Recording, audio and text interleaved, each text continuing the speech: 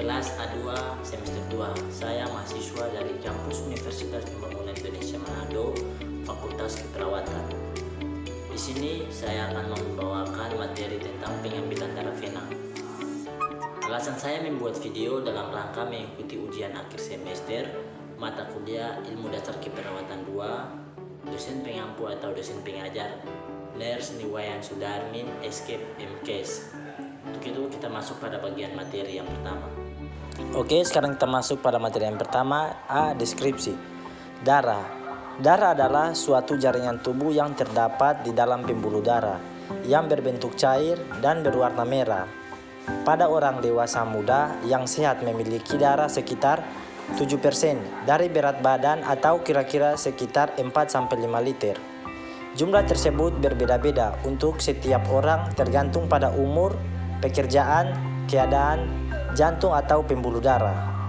Darah merupakan kendaraan atau medium untuk transportasi berbagai nutrisi ke seluruh tubuh. Darah berfungsi dalam mengangkut oksigen, zat gizi, dan sisa hasil metabolisme dari jantung ke seluruh tubuh dan kembali ke jantung. Oke, sekarang kita lanjut bagian yang berikut, darah utuh atau whole blood, yaitu darah yang sama bentuk atau kondisinya seperti ketika beredar dalam aliran darah. Darah lengkap atau whole blood mengandung semua komponen darah secara utuh, baik plasma maupun sel darahnya. Prediluted adalah darah yang telah diencerkan dengan larutan isostone. Sel-sel akan terpisahkan sehingga mereka dapat ditarik melalui aperture satu persatu serta membuat. Oke, sekarang kita lanjut bagian B, darah vena. Darah vena adalah darah yang berada di pembuluh darah vena, membawa darah miskin akan oksigen menuju ke jantung. Pembuluh darah vena juga berinding 3 lapis seperti arteri, tetapi lapisan tengah berotot, lebih tipis, kurang kuat, lebih mudah kempes, dan kurang elastis daripada arteri. Untuk mendapatkan sampel darah vena dilakukan venipuncture, yaitu cara pengumpulan darah dengan melakukan tusukan ke dalam pembuluh darah vena. Pada umumnya semua pembuluh darah vena cukup besar yang letaknya superficial dapat dipergunakan untuk pengambilan darah. Namun vena mediana cubital pada anterior lengan atau sisi dalam lipatan siku terletak dengan permukaan kulit cukup besar dan tidak terdapat saraf besar, sehingga vena ini dijadikan pilihan utama karena minimal rasa sakitnya. Apabila tidak memungkinkan, vena Camplicae atau vena basilica bisa menjadi pilihan berikutnya. Pengambilan darah pada vena basilica harus dilakukan dengan hati-hati karena letaknya berdekatan dengan arteri, versalis, dan saraf median. Terdapat 2 cara pengambilan sampel darah vena, yaitu cara terbuka menggunakan jarum spuit dan cara tertutup jarum dan tabung vakum atau vacuum thinner. Oke, sekarang kita masuk pada bagian yang berikut, langkah-langkah pada prosedur venipuncture. Yang pertama adalah identifikasi pasien. Setidaknya 2 pengenal, nama lengkap, alamat, dan tanggal lahir. Jangan menjatuhkan prosedur jika ada ketidaksesuaian. Identifikasi formulir pemeriksaan harus tertulis jelas. Nama pasien, alamat, tanggal lahir, nomor identitas, tanggal pengambilan sampel, jenis pemeriksaan yang diperlakukan.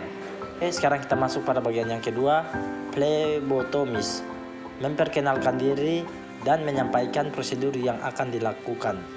Yang ketiga, verifikasi puas untuk keperluan pemeriksaan tertentu atau kapan terakhir makan minum. Sekarang kita masuk pada bagian yang keempat, lakukan hand hygiene atau kenakan sarung tangan.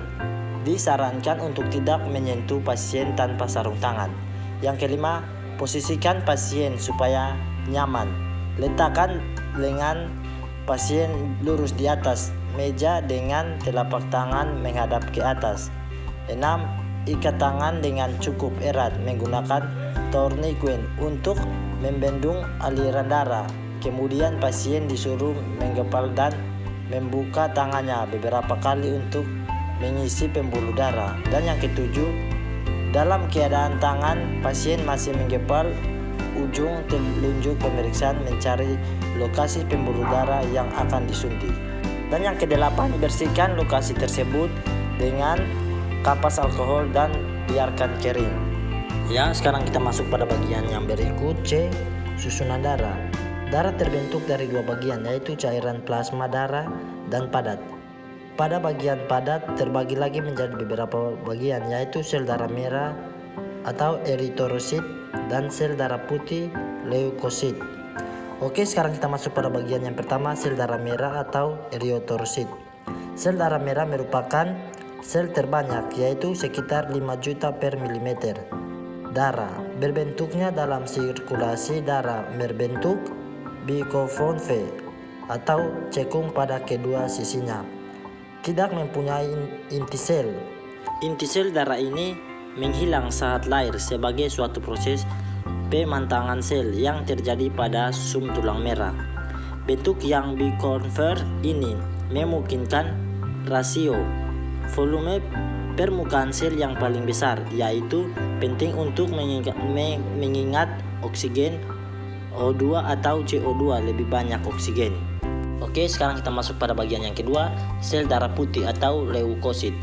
Sel darah putih atau disebut juga leukosit merupakan unit sistem pertahanan tubuh yang bergerak aktif.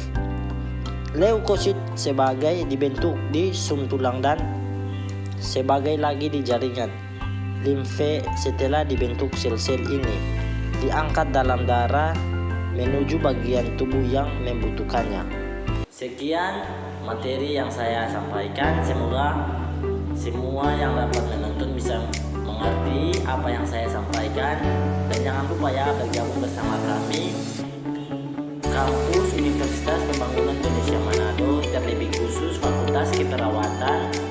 Jadi adik-adik yang mau bergabung, yang sudah tamat SMA, SMK, yang sederajat boleh bergabung bersama kami, terlebih khusus Fakultas Keperawatan.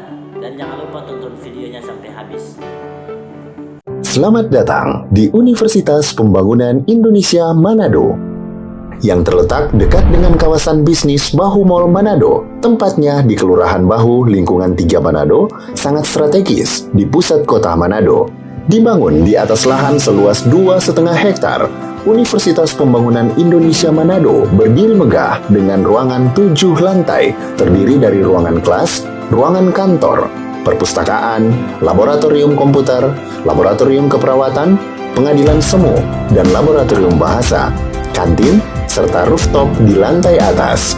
Universitas Pembangunan Indonesia Manado memiliki 6 fakultas dengan program studi, yaitu Fakultas Pertanian, Prodi Agribisnis, Fakultas Hukum, Prodi Hukum, Fakultas Teknik, Prodi Teknik Elektro dan Teknik Sipil, Fakultas Ilmu Sosial Ilmu Politik, Prodi Ilmu Politik, Fakultas Sastra, Prodi Sastra Inggris, Fakultas Keperawatan, Prodi Ilmu Keperawatan, dan Profesi Nurse.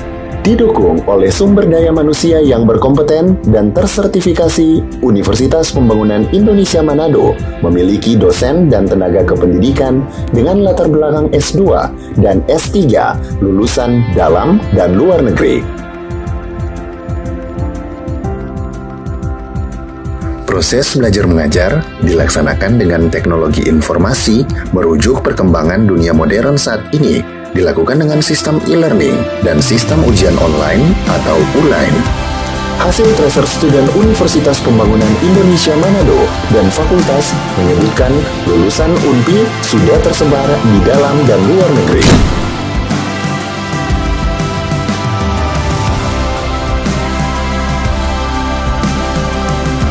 Selamat bergabung putra-putri terbaik bangsa. Kembangkan dirimu, raih cita-citamu setinggi bintang di langit. Kami siap menghasilkan generasi terbaik dan pemimpin di masa depan.